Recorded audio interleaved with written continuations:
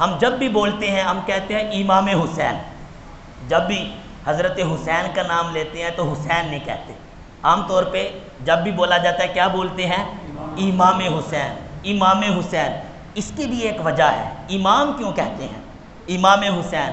اگر آپ دینیات میں دیکھیں تو اس بندے کو امام کہا جاتا ہے جو کسی فن کا ماہر ہو۔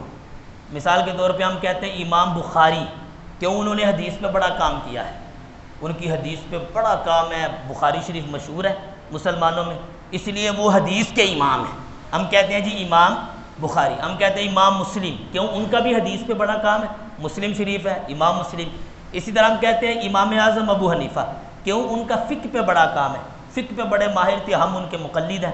اسی طرح امام شافعی، وہ بھی فقہ میں بڑے ماہر تھے، بہت سارے کروڑوں شافعی ان کے مقلد ہیں، تو وہ فقہ پہ مہارت رکھتے تھے، اس لیے ان کے ساتھ امام کا لقب لگا۔ امام غزالی آپ کہتے ہیں، کیوں؟ امام غزالی تصوف میں بڑے ماہر تھے، یعنی تصوف میں وہ سند سمجھے جاتے ہیں۔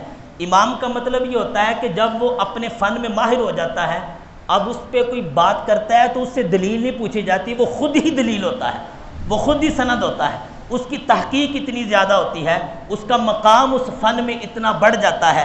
تو امام غزالی یہ تصوف میں امام تھے، امام اعظم یہ فقہ کے امام تھے، امام بخاری یہ حدیث کے امام، امام مسلم یہ بھی حدیث کے امام۔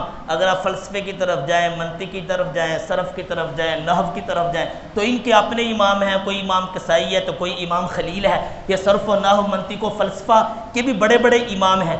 تو امام وہ ہوتا ہے جو کسی فن کا ماہر ہو، کسی فن میں مہارت تامہ رکھتا ہو۔ تو امام حسین کو کیوں امام حسین کہتے ہیں؟ کیا آپ نے کوئی فقہ میں کام کیا ہے؟ بظاہراً تو فقہ میں کوئی کام نظر نہیں آتا۔ کیا آپ نے کوئی حدیث میں کام کیا ہے؟ بظاہراً تو کہ امام حسین کی حدیث پہ لکھی ہوئی کتابیں نظر نہیں آتی۔ کیا آپ نے کوئی تصوف میں کام کیا ہے؟ کوئی ایسا تصوف میں کام تو نظر نہیں آتا۔ پھر ہم کیوں امام کہتے ہیں؟ اس کی وجہ کیا ہے؟ اس کے پیچھے فلسفہ کیا ہے؟ اس کے پیچھے فلسفہ یہی ہے کہ اگر آپ قرآن پاک کا مطالعہ کریں تو اللہ پاک نے حضرت ابراہیم کے بارے میں یہ فرمایا، وَإِذِ ابْتَلَىٰ إِبْرَاهِيمَ رَبُّهُ بِكَلِمَاتٍ فَأَتَمَّهُنَّ قَالَ إِنِّي جَاعِلُكَ لِلنَّاسِ إِمَامًا۔ فرمایا محبوب اس ٹائم کو یاد کرو جب ابراہیم علیہ السلام کے رب نے ابراہیم علیہ السلام کو چند چیزوں کے ساتھ، کچھ کلمات کے ساتھ آزمایا، پھر ابراہیم علیہ السلام اس آزمائش پہ پورا اترے۔ حضرت ابراہیم کو کیسے آزمایا گیا؟ آپ کو حکم ملا اپنے بیٹے کو ذبح کر دیں، ابراہیم علیہ السلام نے اپنے بیٹے کو ذبح کر دیا، اپنی طرف سے ذبح کر دیا اپنے بیٹے کو۔ آپ کو حکم ملا کہ اپنی بیوی اور بچوں کو ایک جنگل میں بیابان جگہ پہ جہاں نہ پانی ہے نہ کھانا ہے، کچھ بھی نہیں ہے، وہاں چھوڑ کے آ جائیں۔ آپ وہاں پر چھوڑ کے آگے، پھر آپ کو نمرود نے آگ میں پھینک دیا، یہ بھی ایک آزمائش تھی۔ تو حضرت ابراہیم علیہ السلام کو کتنی آزمائشوں کا سامنا کرنا پڑا، لیکن سب آزمائشوں میں وہ کامیاب ہوئے۔ اللہ کے خلیل ہیں، اللہ کے رسول ہیں، اللہ کے نبی ہیں۔ اللہ نے فرمایا پھر ہم نے ان کو صلہ کیا دیا، قال انی جاعلک للناس اماما، اے ابراہیم تو نے ان آزمائشوں کو پورا کر دکھایا، اب میں تمہیں لوگوں کا امام بنا دوں گا، اب تم لوگوں کے امام بنو گے، امت محمد کی ہوگی لیکن درود تم پر پڑے گی۔ نماز امت محمدیہ کی ہے، درود کس پہ پڑھا جا رہا ہے؟ حضرت ابراہیم علیہ السلام پہ۔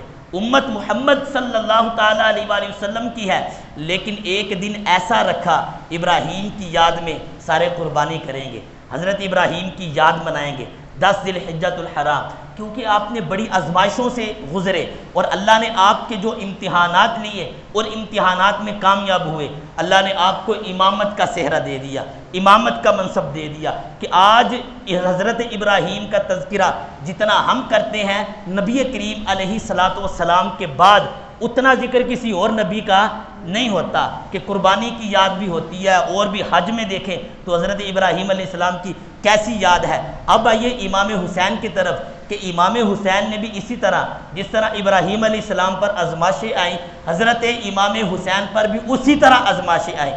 اگر انہوں نے اپنے بیٹے کو ذبح کر دیا تو انہوں نے بھی علی اصغر کو قربان کر دیا، انہوں نے بھی علی اکبر کو قربان کر دیا۔ اگر وہ اپنے بیوی اور بچوں کو حضرت ابراہیم ایک جنگل میں چھوڑ کے آئے تو یہ بھی کربلا کے میدان میں اپنے بیوی اور بچوں کے ساتھ چلے گئے۔ تو حضرت ابراہیم کے ساتھ ایک مناسبت ہے امام حسین کی۔ تو اگرچہ یہ بات 100% طے ہے، غیر نبی نبی کے برابر ہرگز ہرگز نہیں ہو سکتا۔ لیکن امام حسین کی مناسبت تو دیکھیں، اللہ نے حضرت ابراہیم کے لیے بھی ایک دن متعین کر دیا، ایک دن متعین کیا۔ سارے لوگ قربانی دیتے ہیں، حضرت ابراہیم کو یاد کرتے ہیں، ادھر امام حسین کے لیے بھی ایک دن متعین ہو گیا، اور وہ کیا ہے؟ 10 محرم الحرام۔ جب 10 محرم کا دن آتا ہے تو سارے ذکر پیچھے رہ جاتے ہیں، امام حسین کا ذکر نمایاں ہو جاتا ہے اور تذکرہ بلند ہو جاتا ہے۔ اس طرف ہم بڑی عید کو دیکھتے ہیں تو ہر کوئی ابراہیم علیہ السلام کی یاد میں قربانیاں دیتا ہے، اس طرف محرم الحرام میں حضرت امام حسین کی یاد میں محفلیں سجائی جاتی ہیں، آپ کا لنگر کھلایا جاتا ہے، آپ کے تذکرے کیے جاتے ہیں، کیونکہ ابراہیم علیہ السلام نے بھی قربانیاں دی، انہوں نے بھی آزمائشوں پہ پورا اترے، انہوں نے بھی اپنے بیٹے کی قربانی دی، اور ادھر امام حسین نے بھی اپنے بیٹے کی قربانی دی۔ تو یہ ایک نسبت ہے، اصل میں یہ نسبت مصطفیٰ کی ہے، اصل میں نسبت میرے آقا علیہ السلام کی ہے۔ حضرت ابراہیم علیہ السلام مصطفیٰ کے جد امجد ہیں، ہمارے آقا علیہ السلام حضرت ابراہیم کی اولاد میں سے ہیں، حضرت ابراہیم کی اولاد میں سے ہیں۔ ابراہیم علیہ السلام کو بھی جو ملا مصطفیٰ کے صدقے ملا، امام حسین کو بھی جو ملا مصطفیٰ کے صدقے ملا۔